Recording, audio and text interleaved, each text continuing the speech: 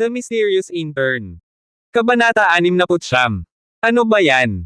Nang makita ni Brian Ye na nagmamadaling umalis si Mr. Zhang, napangiti siya.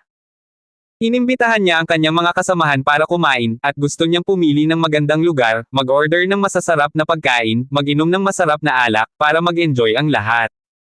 Gusto niyang magpasalamat, at gusto rin niyang ipaliwang sa kanyang mga kasamahan ang nangyari. Ngunit, nang babayaran na sana niya ang bill, nalaman niyang ang may-ari ng restaurant ay pasyente pala na kanyang pinagaling. At nagalok pa ito na libre ang lahat. Paano na to? Anong iisipin ng mga kasamahan ko? Mga kasamahan. Dr. Ye, napakabuti mo. Kaya pala libre ang lahat. Oo nga. Ngayon ko lang nalaman na may ganitong benepisyo ang pagiging mahusay na doktor. Pagbubutihin ko ang pag-aaral ko. Lumingon si Brian Ye para magpaliwanag, pero naunahan siya ng kanyang mga kasamahan.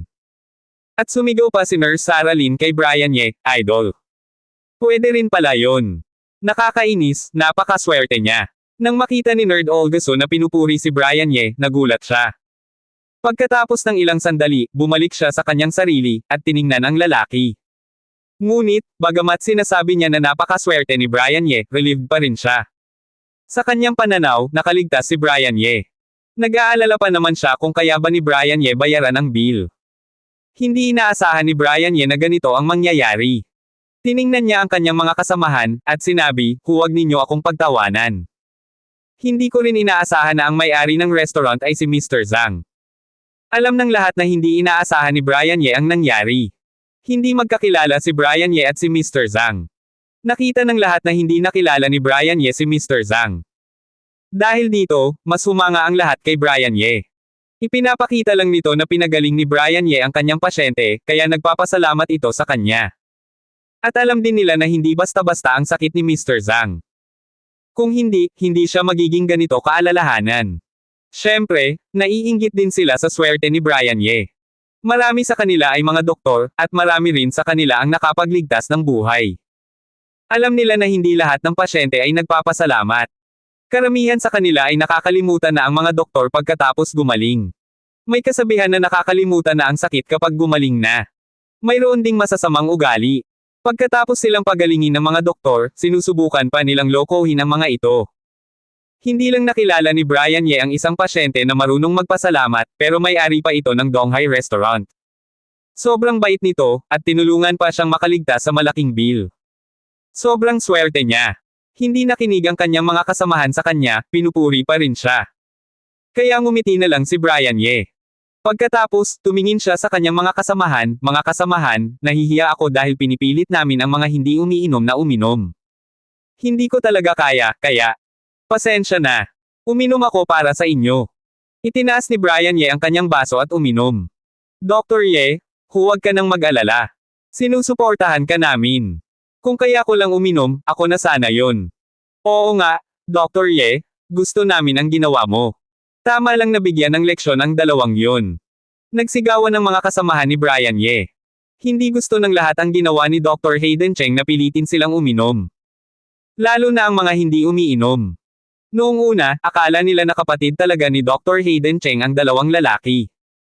Ngayon, alam na nila na nagpanggap lang si Brian Ye na lasing, at nalaman nila ang totoo tungkol kay Dr. Hayden Cheng. Tuwang-tuwa sila sa ginawa ni Brian Ye. Salamat sa inyong pag-unawa. Nang marinig ni Brian Ye ang sinabi ng kanyang mga kasamahan, huminga siya ng maluwag, at nagpasalamat.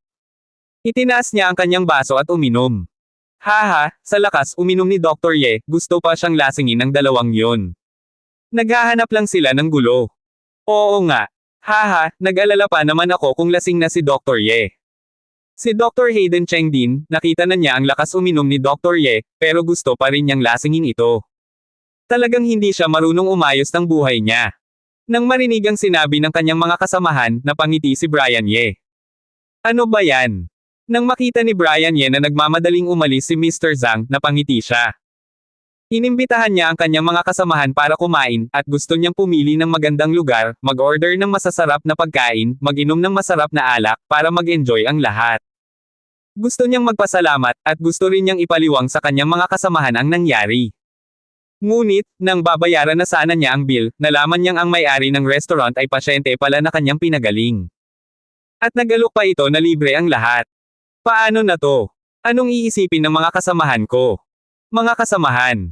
Dr. Ye, napakabuti mo. Kaya pala libre ang lahat. Oo nga. Ngayon ko lang nalaman na may ganitong benepisyo ang pagiging mahusay na doktor. Pagbubutihin ko ang pag-aaral ko. Lumingon si Brian Ye para magpaliwanag, pero naunahan siya ng kanyang mga kasamahan. Pinuri nila siya. At sumigaw pa si Nurse Sarah Lynn kay Brian Ye, idol. Pwede rin pala yun. Nakakainis, napakaswerte niya. Nang makita ni Nurse Olga na pinupuri si Brian Ye, nagulat siya. Pagkatapos ng ilang sandali, bumalik siya sa kanyang sarili, at tiningnan ang lalaki. Ngunit, bagamat sinasabi niya na napakaswerte ni Brian Ye, relieved pa rin siya. Sa kanyang pananaw, nakaligtas si Brian Ye. Nag-aalala pa naman siya kung kaya ba ni Brian Ye bayaran ang bill. Hindi inaasahan ni Brian Ye na ganito ang mangyayari. Tiningnan niya ang kanyang mga kasamahan, at sinabi, huwag ninyo akong pagtawanan. Hindi ko rin inaasahan na ang may-ari ng restaurant ay si Mr. Zhang. Alam ng lahat na hindi inaasahan ni Brian Ye ang nangyari. Hindi magkakilala si Brian Ye at si Mr. Zhang. Nakita ng lahat na hindi nakilala ni Brian Ye si Mr. Zhang. Dahil dito, mas humanga ang lahat kay Brian Ye. Ipinapakita lang nito na pinagaling ni Brian Ye ang kanyang pasyente, kaya nagpapasalamat ito sa kanya. At alam din nila na hindi basta-basta ang sakit ni Mr. Zhang. Kung hindi, hindi siya magiging ganito kaalalahanan.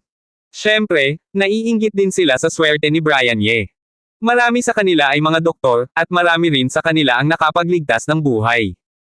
Alam nila na hindi lahat ng pasyente ay nagpapasalamat. Karamihan sa kanila ay nakakalimutan na ang mga doktor pagkatapos gumaling.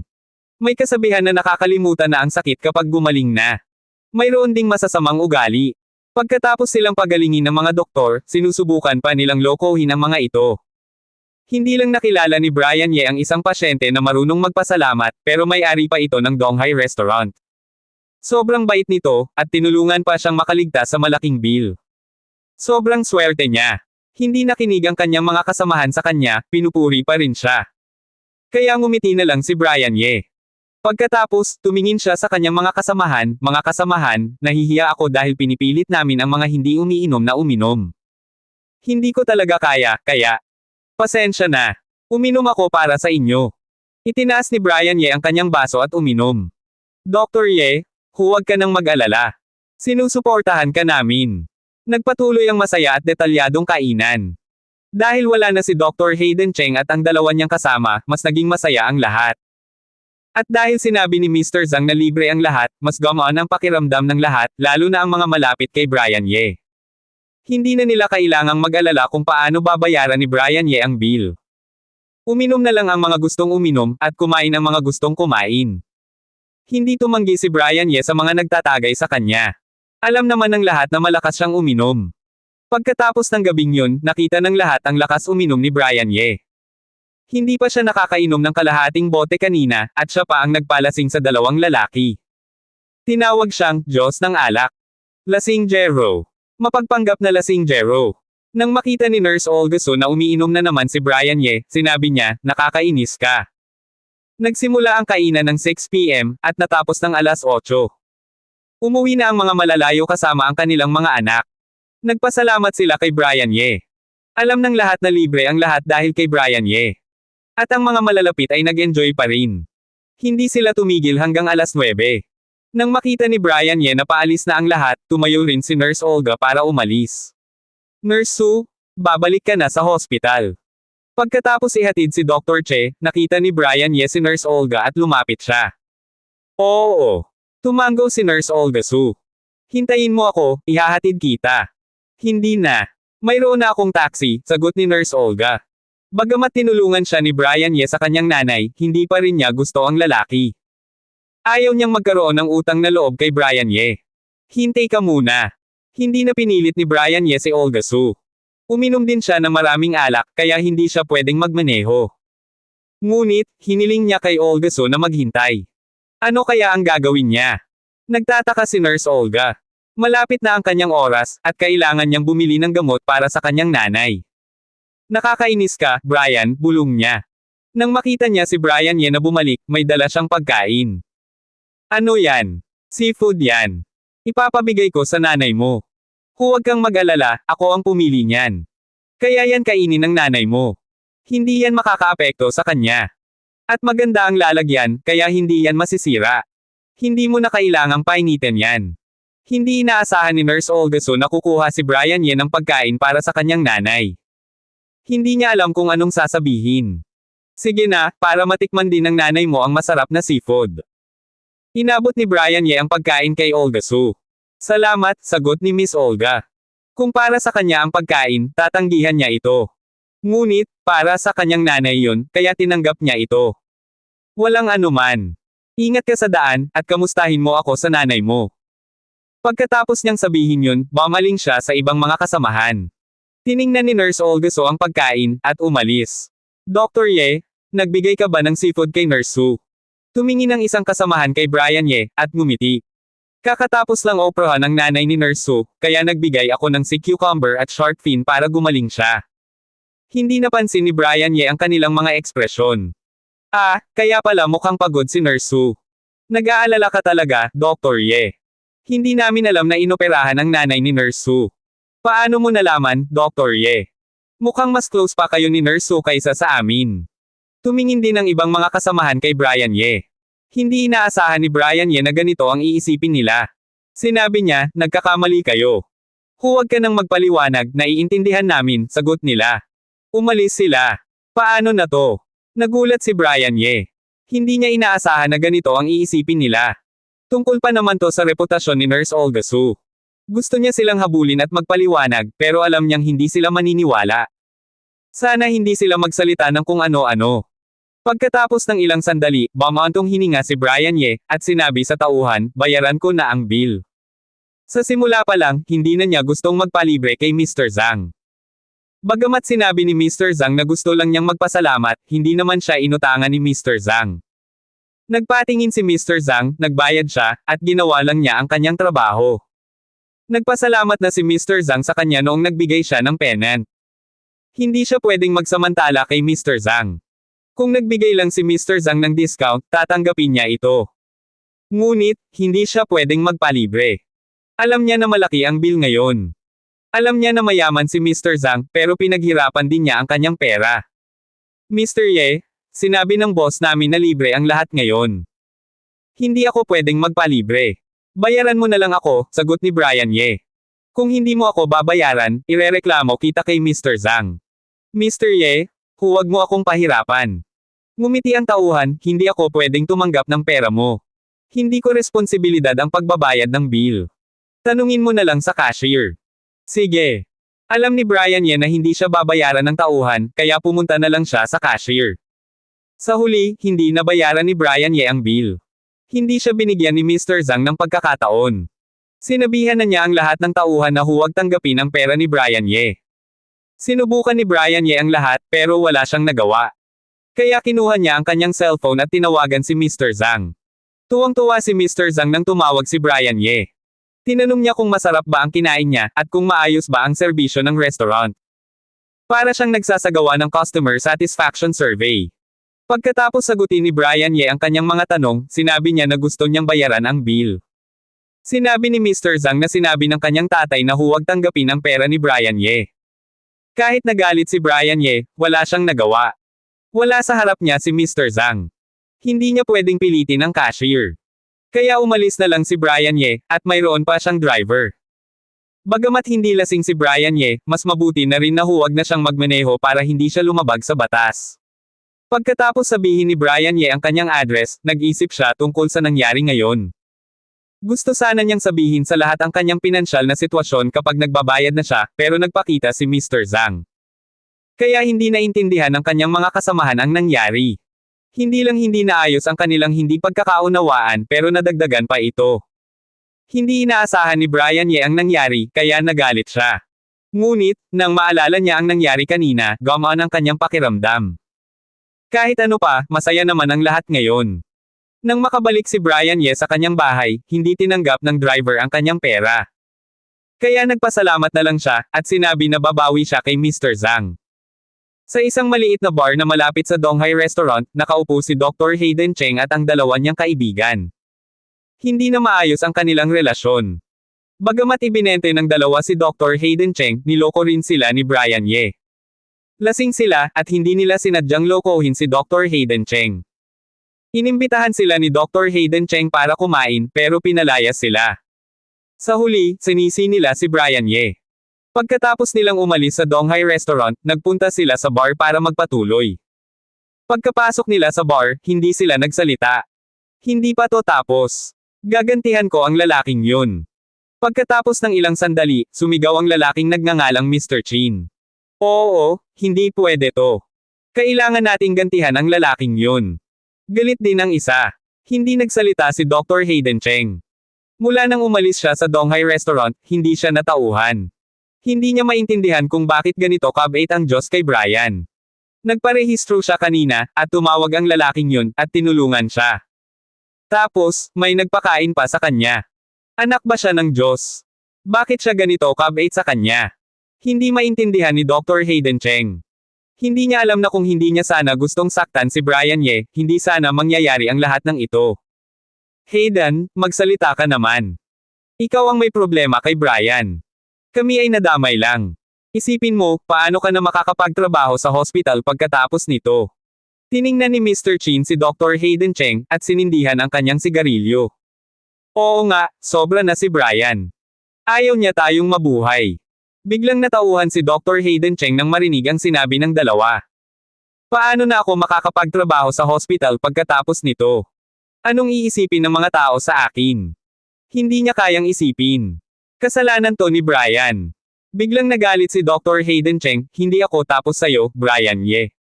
Pagka-uwi ni Brian, naligo siya at nagpahinga. Umupo siya sa salas, at hindi siya nagmadaling mag-practice, o basahin ang mga libro sa kanyang tabi. Inalala niya ang lahat ng nangyari ngayon, lalo na ang pagbisita niya kay Mr. Tang kaninang umaga. Napakahalagang karanasan yun. Bagamat tapos na, kailangan pa rin niyang alalahanin at pag-aralan ang mga detalye ng injection. Kailangan din niyang alalahanin at pag-aralan ang race eta ni Dr. Chin. Naglalaman ito ng mga magagandang prinsipyo.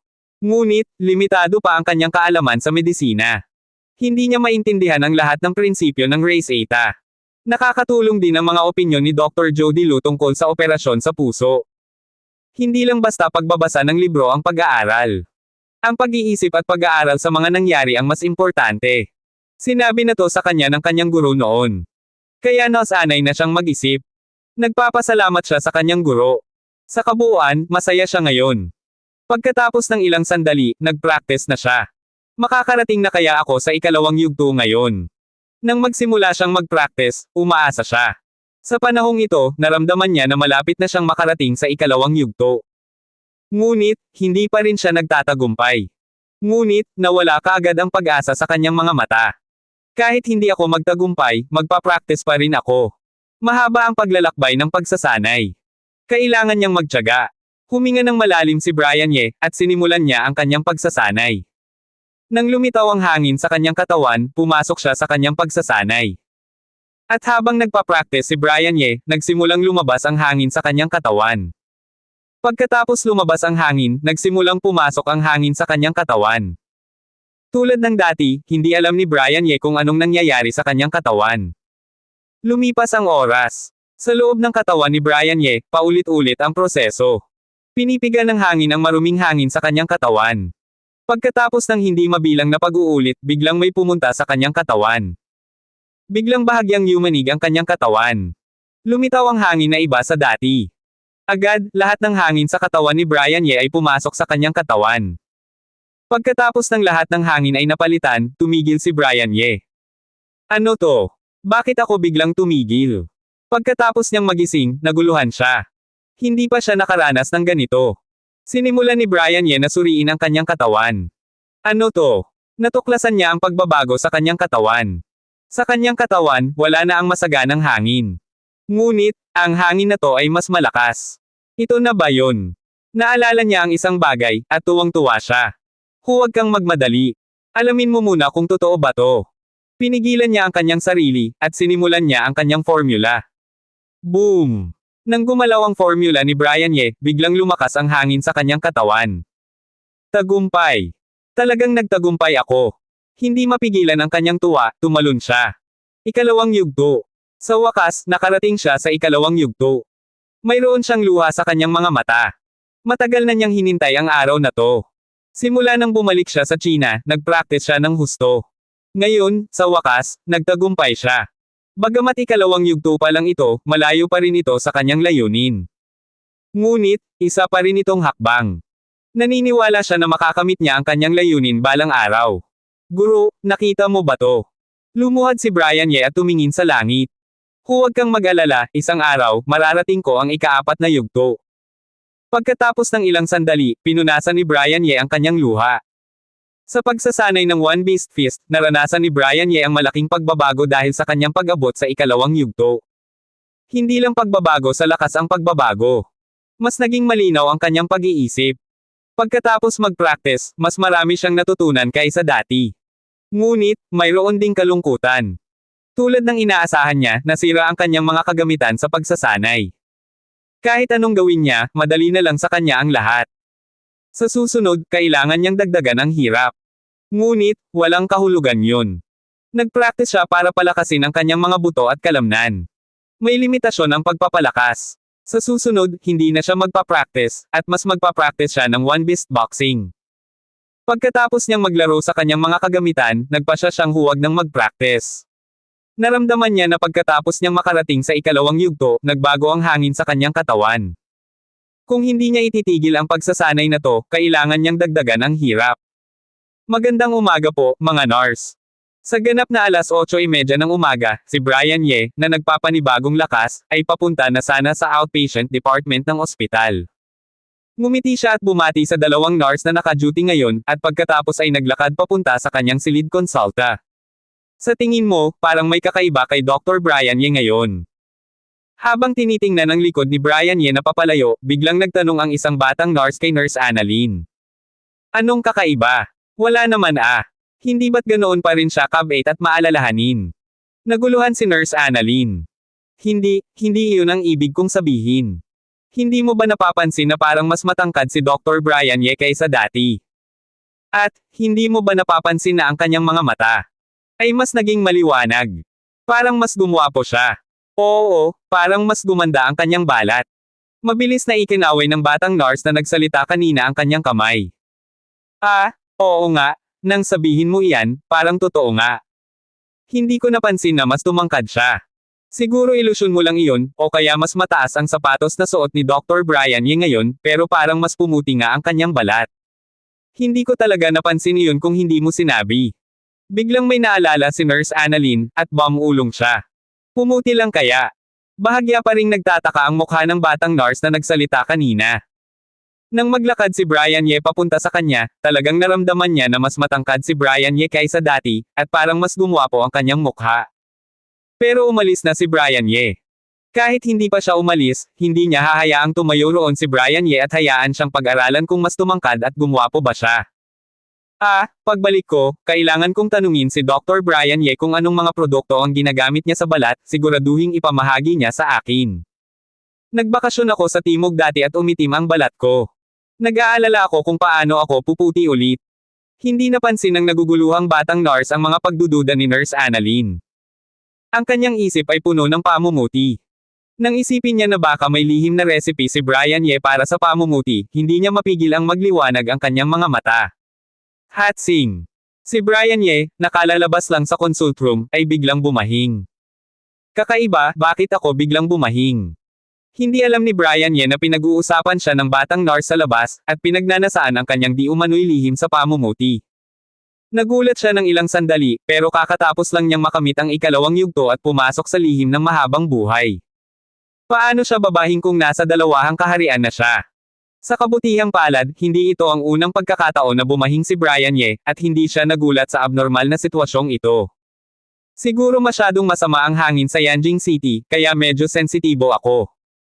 Umiling siya, at muling ibinuntin ang sanhi ng pagbahing sa lumalalang kalidad ng hangin sa Yanjing City. Sinimulan ni Brian Ye na buksan ang computer at sinimulan ang trabaho para sa araw na ito.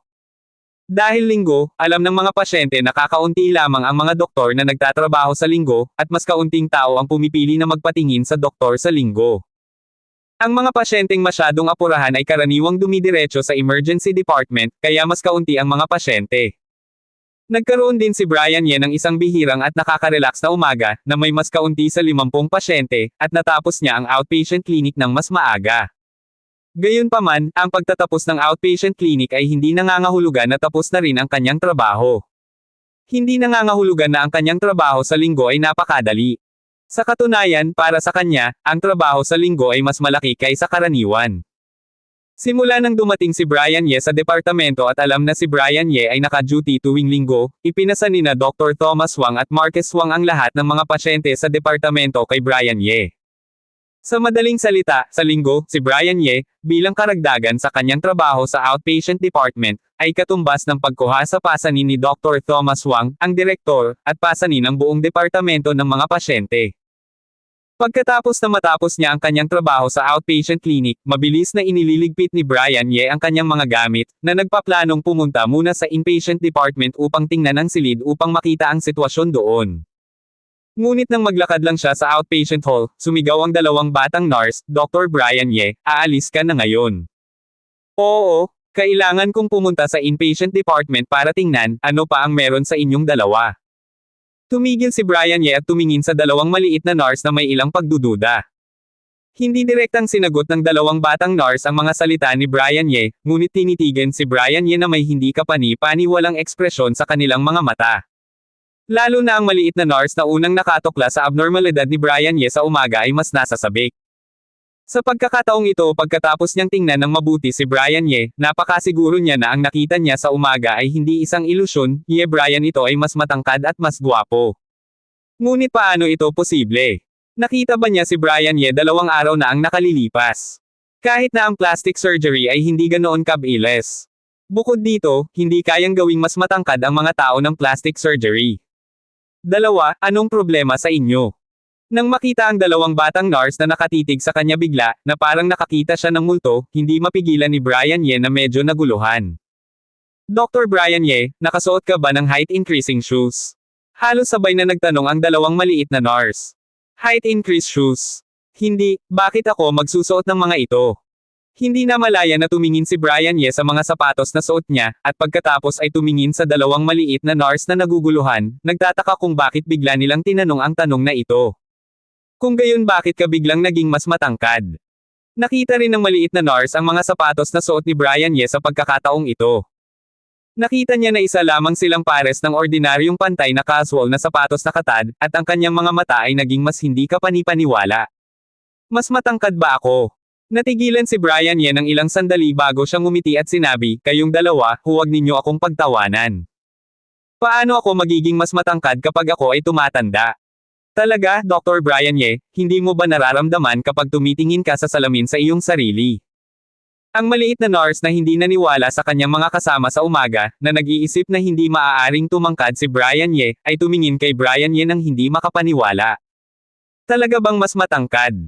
Nang makita na parang hindi nagbibiro ang dalawang maliit na nurse, hindi napigilan ni Brian Ye na tumalikod, naglakad patungo sa bintana sa gilid, at tumingin sa malabong anino sa bintana. Sa ilalim ng tingin na ito, hindi mapigilan ni Brian Ye na matigilan. Ang kanyang figure ay tila mas matangkad talaga. Ang unang reaksyon ni Brian Ye ay ang kanyang mga mata ay nabighani at siya ay nagkakamali. Bilang isang doktor, hindi pamilyar si Brian Ye sa pattern ng paglaki ng mga buto ng tao. Sa pangkalahatan, pagkatapos ng 23 taong gulang, ang mga buto ng tao ay pumapasok sa mature stage, na nangangahulugan na karaniwang hindi na sila nakakabuo. Kahit gaano kakatangkad, bagamat ito ay isang karaniwang sitwasyon lamang, hindi ganap, sa katotohanan ay mayroon pa ring ilang mga tao na lalago pagkatapos ng 25 taong gulang, ngunit pagkatapos ng lahat, ito ay napakabihirang, tulad ng isang bihirang posibilidad, paano ito mangyayari sa kanya sa pamamagitan ng ganoong pagkakataon. Bukod dito, kahit na ang ganitong maliit na kaganapan ng posibilidad ay mangyari, ang paglaki ay isang mabagal na proseso. Paano biglang lalago ang isang tao?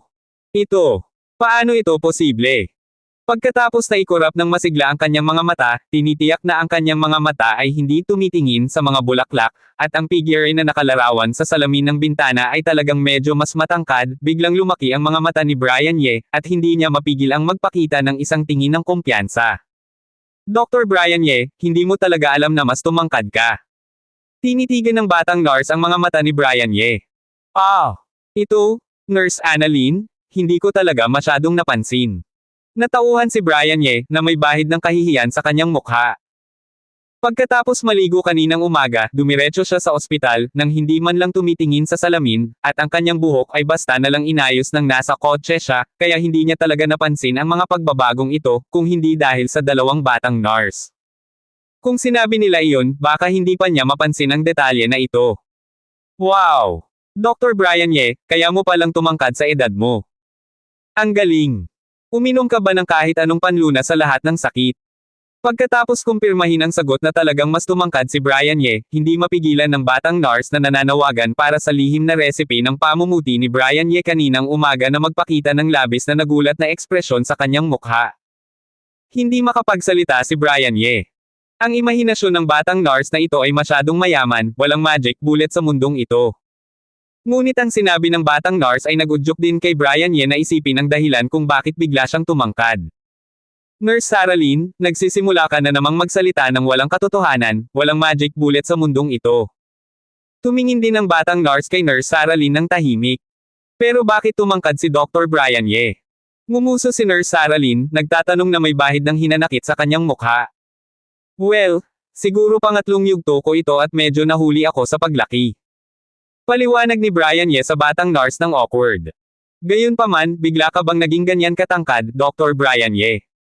Ang batang nurse na unang nakatuklas sa taas ni Brian Ye ay nagtanong na may ilang pagdududa sa kanyang mukha.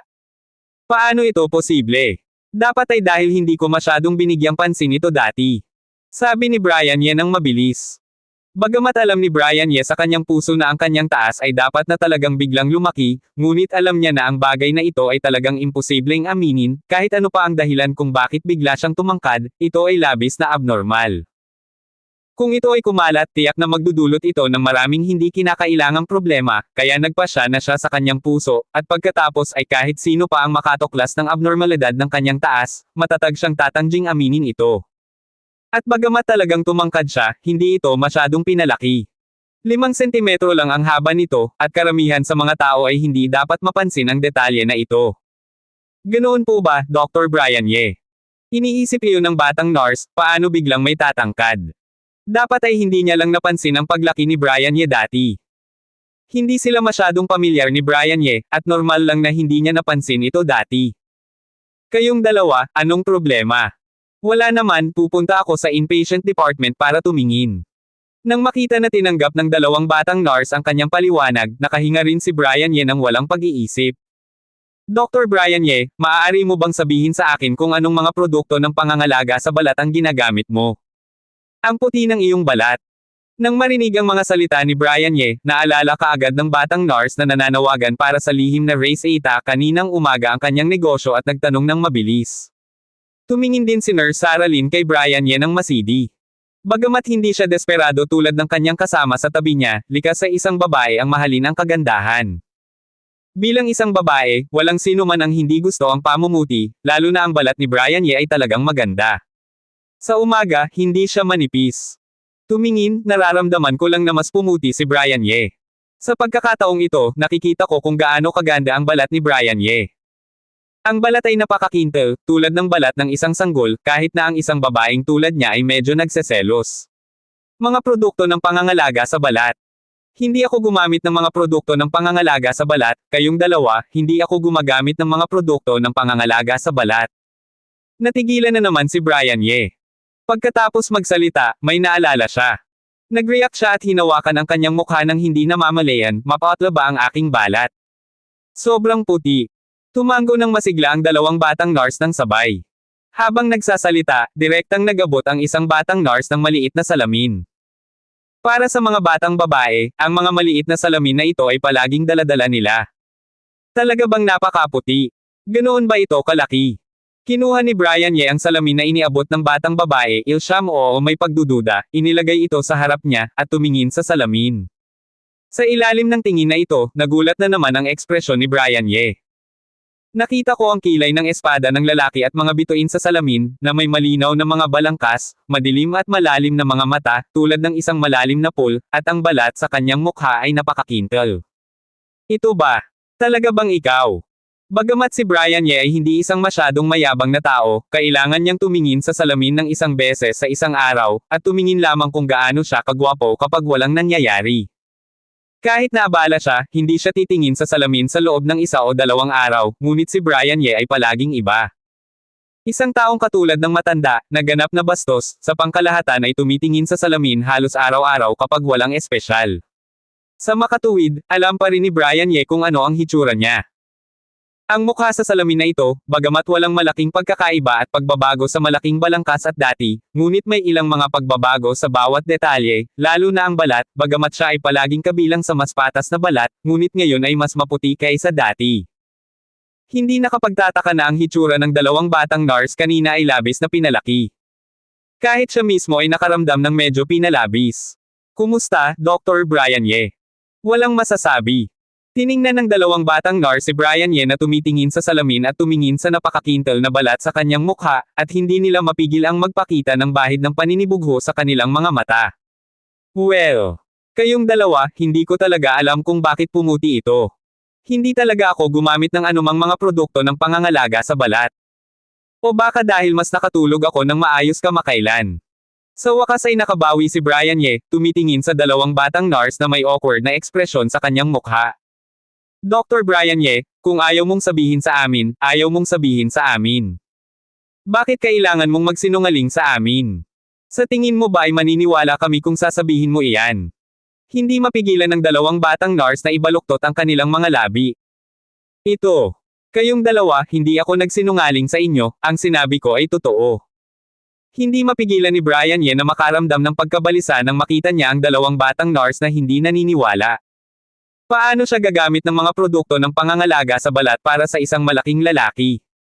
Bukod dito, hindi siya makapaghintay na gamitin ito sa loob ng 2 araw. Paano siya magkakaroon ng oras upang alagaan kung anong balat ang maganda, kung anong mga produkto ng pangangalaga sa balat ang ginagamit niya, at pangangalaga sa balat? Ito ay tumatagal ng maraming likores. Ang facial mask ni Po ay tumatagal ng hindi bababa sa kalahating oras at 45 minuto. Kung hihilingin kay Brian Ye na gawin ito, mababaliw na lang si Brian Ye. Dr. Brian Ye, sabihin mo na lang sa amin, nangangako kaming hindi namin ito ibubunyag sa iba. Ang batang nurse na may maitim na kutis ay nagpakita ng isang mapang-akit na hitsura. Ako. Hindi na malaya na gustong sabihin ni Brian Ye na hindi talaga siya nagsinungaling sa kanila, ngunit nang dumating ang mga salita sa kanyang mga lobby, bigla siyang may naalala, at gumalaw ang kanyang puso, kayong dalawa, ganito ito. Hindi talaga ako gumamit ng anumang mga produkto ng pangangalaga sa balat. Ngunit gumamit ako ng isang katutubong remedyo kamakailan. Baka pumuti ang aking balat. Ito ay may kaugnayan sa katutubong remedyo na ito. Bakit hindi ninyo subukan din ang katutubong remedyo na ito? Mga remedyo sa bahay. Nag-aalinlangan ang 2 batang nurse. Well, mayroon ba kayong papel at panulat, isusulat ko sa inyo. Tumango si Brian Ye. Oo, narito. Natural, walang kakulangan ng papel at panulat sa consultation desk. Direktang kinuha ng nyatang nurse ang isang panulat at isang blankong papel at iniabot ang mga ito kay Brian Ye. Pagkatapos tanggapin ang papel at panulat na iniabot ng batang nurse, sinimulan ni Brian Ye na magsulat. Ang remedyo na ito ay nakita dati sa isang sinaunang aklat ng Chinese medicine. Sinasabing noong unang panahon, ginamit ng mga babae sa korte at ilang marangal na babae ng mga marangal na pamilya ang remedyo na ito upang pangalagaan ang balat at magkaroon ng epekto ng kagandahan at kagandahan.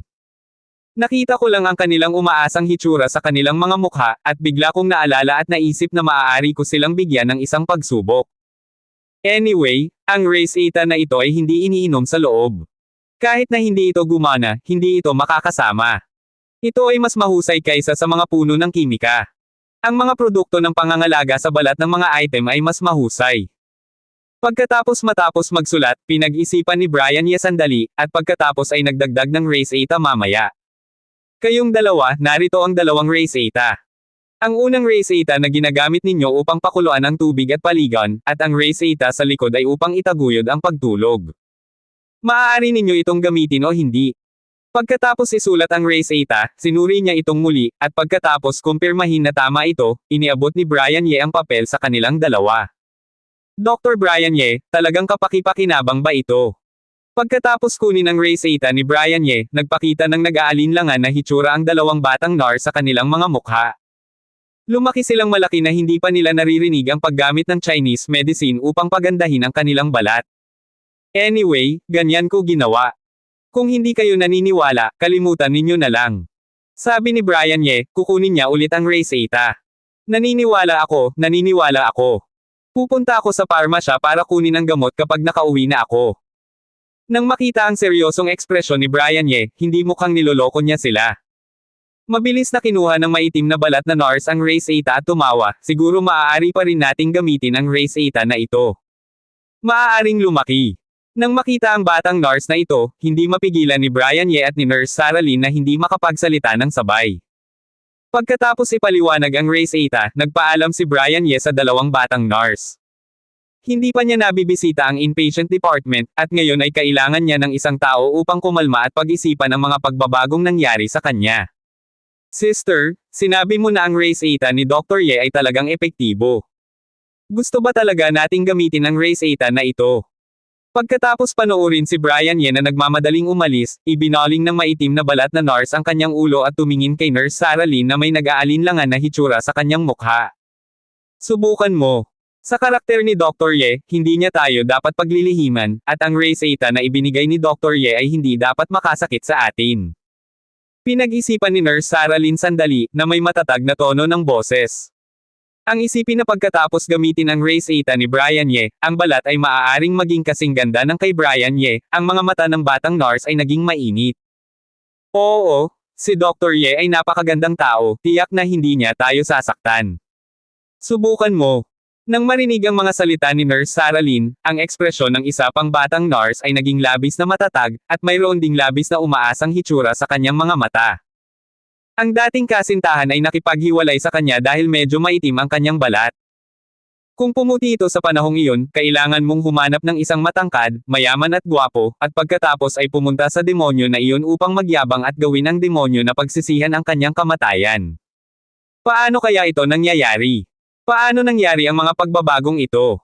Dahil ba ito sa paglampas ko sa ikalawang yugto?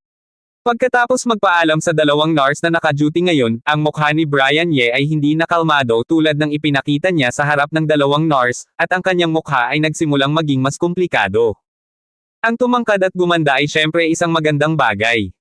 Bagamat si Brian Ye ay hindi isang tao na labis na nagbibigay pansin sa kanyang hitsura, isa rin siyang normal na tao. Dahil isa siyang normal na tao, walang dahilan para hindi niya gustuhin ang isang mas magandang sarili.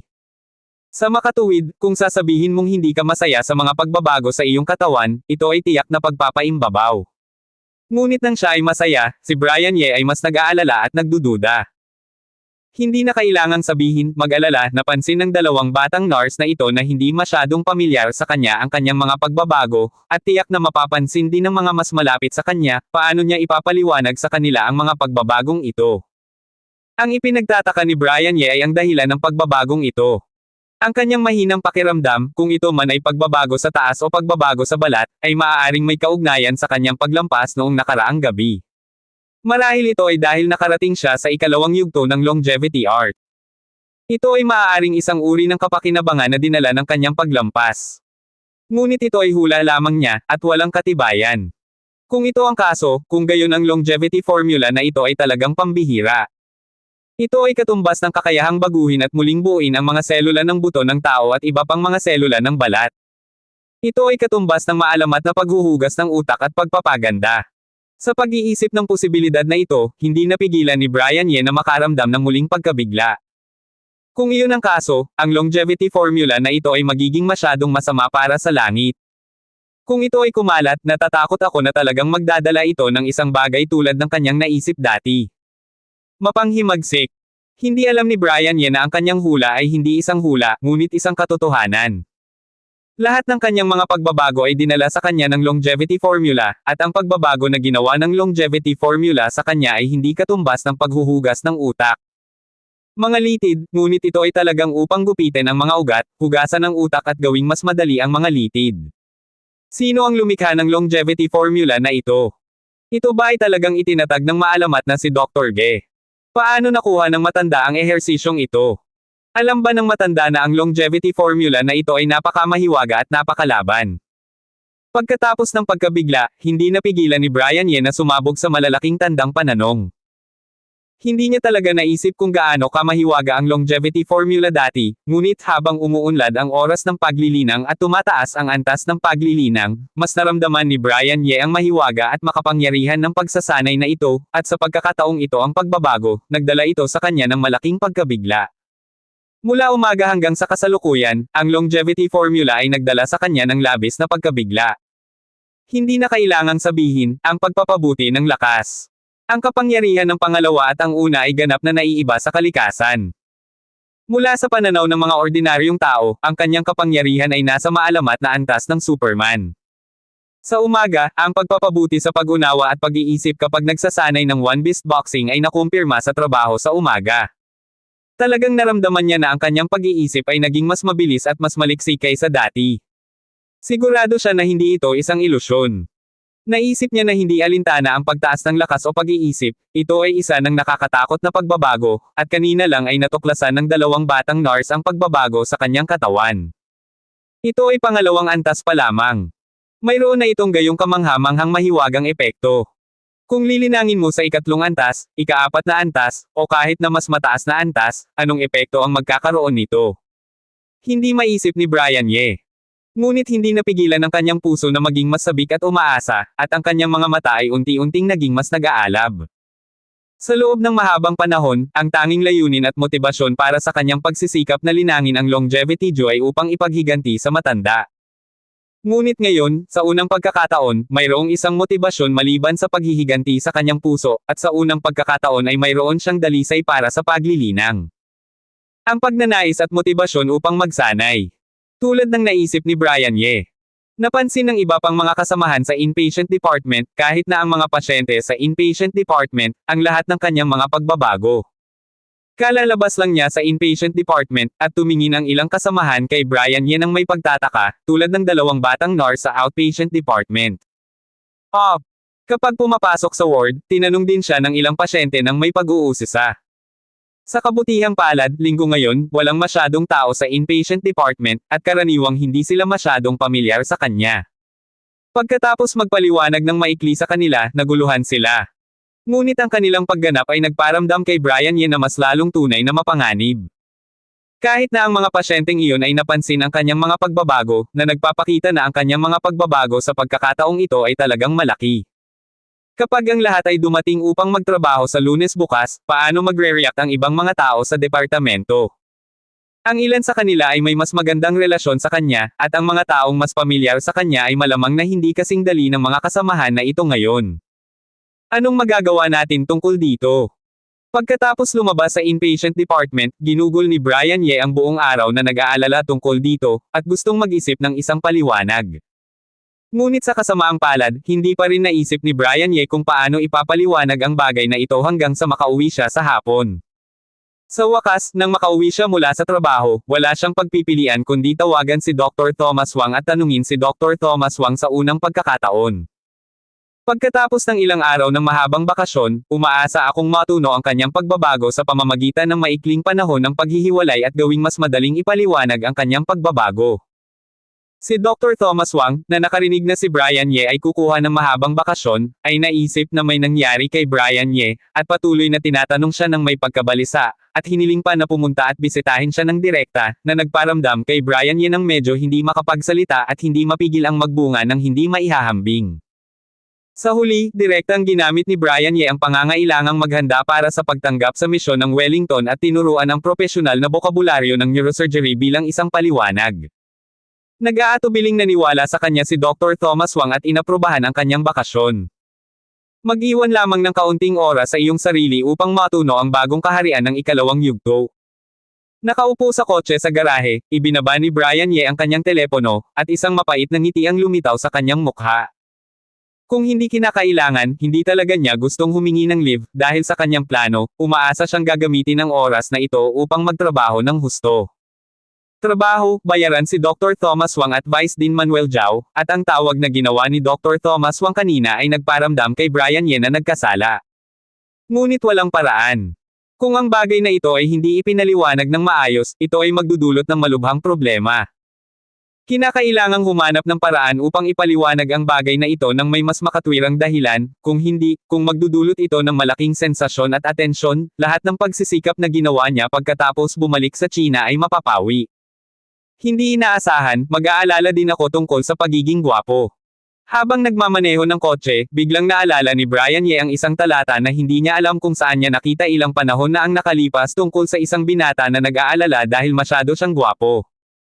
Naramdaman niya na masyado siyang gwapo, kaya walang balita tungkol sa kanyang mga kaibigan. Noong panahong iyon, patago pa rin siyang nanunuya sa kanyang puso. Tiningnan ko ang lalaking ito at gumawa ng pathological analysis ng sitwasyon ng lalaking ito. Hindi inaasahan, sa isang kisap mata, si Brian Ye ay mag-aalala dahil sa kanyang gwapong hitsura, at hindi man lang siya nang ahas na pumasok sa trabaho. Lunes. Maagang maaga, ang Departamento ng Respiratory Medicine ay nagsimula ng maging masigla, at maraming doktor sa departamento ang dumating ng mas maaga kaysa dati. Pagdating ng lahat sa departamento, sinimulan nilang talakayin ng may pananabik ang tungkol sa paglilibre ni Brian Ye noong Sabado ng gabi. Bagamat lumipas na ang isang araw, ang lahat ay nag-uusap sa WeChat group sa loob ng isang buong araw, ngunit ang lahat sa pagbabalik tanaw sa nangyari noong gabing iyon, nakaramdam pa rin ako ng hindi masabi na pananabik, at mayroon pa ring pakiramdam ng pagkahilig. Ang pakiramdam na ito ng pananabik ang nagtulak sa kanila na pumunta sa departamento ng mas maaga kaysa karaniwan, dahil ang kanilang mga puso, hindi sila makapaghintay na ibahagi sa mga kasamahan, mainit na talakayan sa lahat ng harapan, at mga talakayan sa WeChat group. Iba. Ang mga doktor na ito ay hindi mga tao na hindi pa nakakita ng mundo, ngunit ang piging sa Donghai Restaurant noong Sabado ng gabi ay talagang kapana-panabik, maging ito man ang pinakamagarang piging sa buhay na ito, o ang plano ni Brian Ye. Ang mga pagtaas at pagbaba ng paglalasing sa dalawang kaibigan at kaibigan ni Dr. Hayden Cheng, o ang maluhong pagbaril ng may-ari ng East Sea Restaurant, ay pawang mga bagay na karapat-dapat alalahanin at karapat-dapat pag-usapan sa loob ng mahabang panahon. Maraming doktor ang nag-iisip pa nga, hindi ko malilimutan ang piging noong gabing iyon. Habang masigasig na tinatalakay ng lahat ang mga gawain ng gabi, natural na tinatalakay din si Dr. Hayden Cheng. Ang lahat ay nag-iisip sa simula kung si Dr. Hayden Cheng ay pupunta upang magtrabaho sa ospital. Isang grupo ng mga tao ang tumataya na si Dr. Hayden Cheng ay hindi na muling pupunta sa trabaho. Maaari silang magmungkahi na magbitiw kay Dr. Thomas Wang, ngunit ang balita mula sa outpatient clinic ay dumating kaagad. Pagkatapos masira ang kanilang hula, hindi lamang dumating si Dr. Hayden Cheng upang magtrabaho, ngunit dumating din sa oras, na parang walang nangyari. Pagkatapos malaman ng balita na si Dr. Hayden Cheng ay pupunta upang magtrabaho, hindi mapigilan ng lahat na bumulala sa makapal na balat ni Dr. Hayden Cheng. Sa ilalim ng gayong mga pangyayari, maaari pa ring dumating si Dr. Hayden Cheng upang magtrabaho. Anong kapal ng balat? Gayunpaman, alam ng lahat na kahit na mayroon silang paghamak at paghamak kay Dr. Hayden Cheng sa kanilang mga puso, walang silbi na ituring si Golyang bilang hindi kasiya siya, sila ay mga ordinaryong doktor, at walang paraan upang palayasin si Dr. Hayden Cheng, at alam din nila na hanggat hindi gumawa si Dr. Hayden Cheng ng anumang malaking pagkakamali sa kanyang trabaho, kahit na si Dr. Thomas Wang ay hindi makakatulong dito. Hindi banggitin si Director Wang, kahit na si Vice Dean Manuel Zhao ay walang karapatang magpaputok ng mga tauhan sa kalooban. Bagamat walang paraan upang palayasin si Dr. Hayden Cheng, ang walang hiyang kasama, ngunit si Brian Ye, ang host na nag-imbite sa kanila at sa kanilang pamilya sa isang maluho at mayamang hapunan, ay ayos lang, kahit na noong gabing iyon halos lahat ay nagpasalamat kay Brian Ye ng higit sa isang beses, ngunit nararamdaman ng lahat na ngayon ay dapat kang muling magpasalamat kay Brian Ye, at dapat ka pang gumawa ng appointment upang imbitahan si Brian Ye pabalik minsan, kahit na hindi mo kayang bayaran ang Donghai University. Ang restaurant, kung hindi ka makakainom ng 4 hanggang 5,000 bote ng alak, dapat ka ring magkaroon ng kahulugan at ipakita ang iyong puso. Ngunit nang ang mga mata ng lahat ay nakatuon kay Brian Ye, nag-iisip tungkol sa kung kailan pupunta kay Brian Ye upang magpasalamat, nakatanggap ang lahat ng mensahe na hindi pumasok si Brian Ye sa trabaho. Hindi lamang hindi pumasok sa trabaho ngayon, ngunit nagbakasyon din ng 4 na araw. 4 na araw na bakasyon. Nagkamali ka ba? Kapag halos lahat ay nakakatanggap ng balita, ang unang reaksyon ay kung mali ang balita. Si Brian Ye, isang workaholic, ay hindi makatiis kahit isang araw na bakasyon sa ordinaryong panahon, paano siya biglang hihingi ng 4 na araw na bakasyon. Ngunit habang direktang ipinadala ng outpatient clinic ang anunsyo na ipinadala sa kanila ni Dr. Thomas Wang, at muling pumunta si Marcus Wang sa outpatient clinic, sa wakas ay nakumpirma ng lahat na talagang nagbakasyon si Brian Ye. Ang dahilan kung bakit humingi ng leave si Brian Ye ay inanunsyo rin ni Dr. Thomas Wang. Si Brian Ye ang dapat na pinakamahalagang tagasalin sa pagbisita ng delegasyon ng Wellington Hospital, kaya kailangan niyang gumawa ng ganap na paghahanda sa mga araw na ito. Ito pala. Ngunit ito ang dapat mangyari. Bagamat si Dr. Brian Ye ay isang high-achieving student na nakabalik mula sa pag-aaral sa ibang bansa, tiyak na walang problema sa kanyang Ingles. Bagamat hindi alam ng lahat kung saan nagtapos si Brian Ye sa UK, ngunit ngayon, nag-aalala ang lahat walang pag-aalinlangan tungkol sa kanyang lakas, ngunit ang pagbisita at exchange team na ipinadala ng Wellington Hospital sa pagkakataong ito ay para sa neurosurgery, na isang profesional na issue, kaya si Dr. Brian Ye ay dapat ding maglaan ng ilang oras upang gumawa ng ilang takdang aralin. Naintindihan ng lahat ang dahilan ni Brian Ye sa paghingi ng leave. Ito ay na ang lahat ay mayroon pa ring ilang mga panghihinayang at panghihinayang sa kanilang mga puso. Sa loob ng ilang araw, hindi ko nakita si Brian Ye sa loob ng ilang panahon. Hindi ko personal na mapapasalamatan si Brian Ye. Ang pasasalamat kay Brian Ye ay maaari lamang iwan pagkatapos ng pagbisita sa Wellington Hospital. Narinig din ni Dr. Hayden Cheng ang balita ng pag-alis ni Brian Ye. Nang marinig niya ang mga nurse at doktor na tinatalakay ang balita, natigilan ang kanyang ekspresyon. Hindi niya inaasahan na biglang hihingi ng leave si Brian Ye, at magtatagal siya ng ganito katagal. Pagkatapos ng ilang sandali ng pagkabigla, isang komplikadong pakiramdam ang bumalot sa kanyang puso. Ang kahilingan ni Brian Ye para sa leave ay parehong magandang balita at masamang balita para sa kanya. Pansamantalang mapipigilan ng magandang balita ang dalawa na magkaharap. Nakakahiya, ang tunggalian sa pagitan ng dalawa noong Sabado ng gabi ay umabot sa antas na ito. Sa kanyang puso, talagang natatakot siyang harapin si Brian Ye. Hindi niya alam kung dapat siyang magalit kapag nakaharap kay Brian Ye, o kung walang nangyari. Kung ginalit siya ni Brian Ye, ano ang mangyayari? Ang kawalan ay na nakipag-ayos na siya sa dalawang kaibigan na iyon sa loob ng 2 araw upang maghanap ng pagkakataon upang linisin at maghiganti kay Brian Ye. Ngayon na humihingi ng leave si Brian Ye at hindi pumupunta sa ospital, ang kanilang pag-aayos ay maaari lamang pansamantala. Kinansela at ipinagpaliban. Ang demonyong apelyido na Ye ay talagang maswerte. Talagang humingi ng leave sa oras na ito. Sa pag-iisip na ang mga bagay na isinaayos upang linisin si Brian Ye ay pansamantalang isasantabi, hindi mapigilan ni Dr. Hayden Cheng na magpakita ng isang ayaw na hitsura sa kanyang mga mata. Gayunpaman, hindi ako makapagtago sa nakaraan sa unang araw ng junior high school, ngunit hindi ako makapagtago sa ika-15, at ang apelyido ay Ye, hindi ako naniniwala na maaari kang patuloy na humingi ng leave. Pagkatapos ng ilang sandali, bumulong si Dr. Hayden Cheng sa kanyang puso at tinanggap ang katotohanan na humingi ng leave si Brian Ye. At marami pang iba. Sinabi ng matandang si Dr. Thomas Wang na humingi ng leave si Brian Ye upang tumanggap ng pagbisita mula sa Wellington. Nagsimula ng gawin ng tagasalin sa reception ang kanyang takdang aralin ng maaga.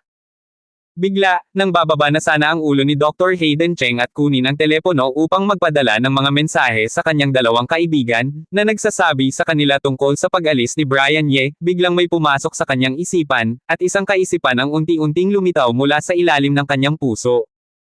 Nang lumabas siya, ang hitsura sa mukha ni Dr. Hayden Cheng ay naging mas nasasabik, at ang kanyang mga kamay ay kinuyam ang kanyang mga kamao ng hindi sinasadya. Abangan ang susunod pang mga kabanata ng The Mysterious Intern.